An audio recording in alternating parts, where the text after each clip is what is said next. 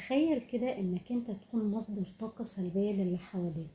كل ما تيجي تكلم حد تفضل تحكي عن مشاكل عن مشاكل عن مشاكل. انا ما بقولش ما تحكيش، بس لما يبقى كل كلامك عبارة عن طاقة سلبية، عن نقم، عن انك انت مش شايف اي حاجة حلوة في حياتك، مع انك ممكن تبقى بتعيش حاجات حلوة كتير، لكن احنا ما بيتقلناش غير الحاجات الوحشة.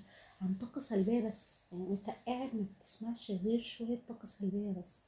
ممكن الناس دي تغيب عنك فترة ويقوموا راجعين عشان يدوك طاقة سلبية، الجرعة بقى اللي هو ايه، يلا ناخد الحقنة بتاعت الجرعة السلبية، اللي هو هي ما بتتشافش غير بالطريقة دي.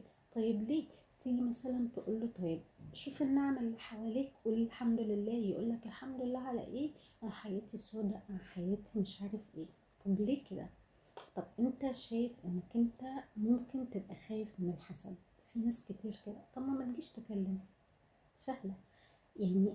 ليه الناس بتصدر للناس طاقة سلبية؟ ليه الناس بيبقوا شايفين ان هم عاملين انجاز علمي واعجاز فظيع في اي حاجة ممكن اساسا تبقى اي، يعني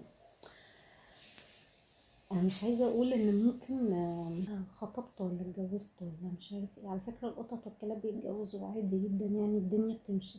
فانت ما عملتش انجاز علمي، اشتغلت في مكان الفلاني، الحمد لله كلنا بنشتغل، وممكن اللي بيقبض بالمليون جنيه ما يبقاش مرتاح وبيصرفهم على مرضه. فبلاش نبقى باصين لغيرنا، بلاش نبقى قاعدين بندي طاقة سلبية وبس. يعني تخيل كده انك انت ما بتعملش حاجة في حياتك غير انك انت بتصدر لأقرب الناس ليك طاقة سلبية وبس كده. طب ليه؟ على فكرة الحاجات دي بتنعكس، يعني انت عمال تقول انا مخنوق، انا قرفان، انا زهقان، انا طهقان، انا منيل بنيلة، انا مفلس، انا بتتقلب.